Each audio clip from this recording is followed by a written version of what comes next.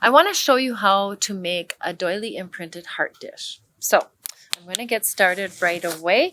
We'll take some clay. This is earthenware clay that will need to be fired in the kiln. I'm going to pat it out a little bit. And then I'm going to roll it with a rolling pin. When I roll with a rolling pin, I start in the center and roll back and lift. So I'll slow that down. Roll from the center and go up and lift.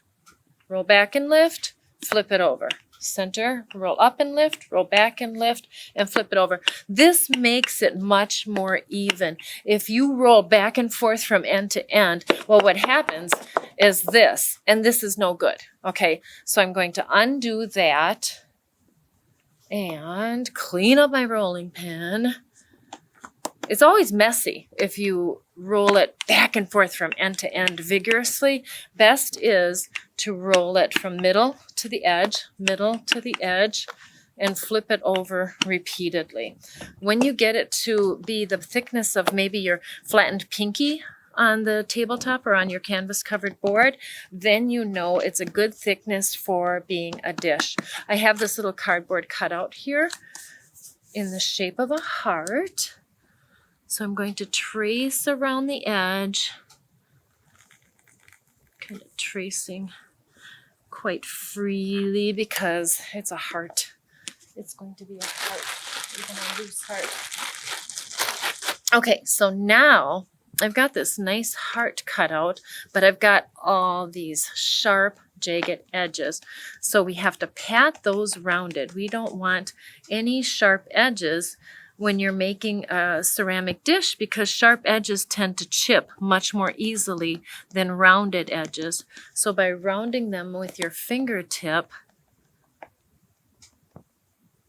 you'll make it more like kind of a soft edge that isn't going to chip as easily.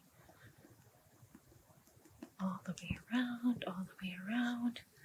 There we go. Okay, so here we are with this nice clean heart shape, but I want to imprint it with some doilies. So if you've got your aunt's or your grandma's or your own homemade embroidered crocheted doilies, they are nice for imprinting in your ceramics. So you gotta just size it up. Now this looks actually kind of cool. I'm gonna roll that in and see what that looks like. Well, that's pretty. So there we go. Now to make it into a dish, we can just curve up the edges. Sometimes the clay isn't rigid enough to keep that shape, so I like to keep dry cleaning bags on hand. Make a little strip of them, and that always helps to keep the edge lifted up.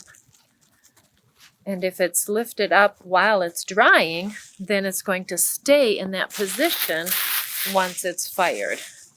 So I'm going to make more. I just keep coiling the edges, or coiling the dry cleaning plastic and tucking them under the edges of the clay.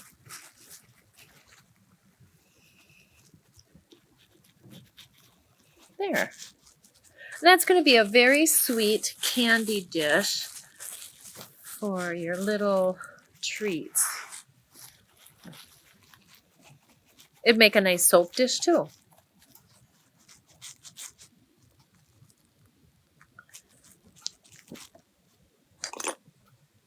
There you go. Thanks for watching.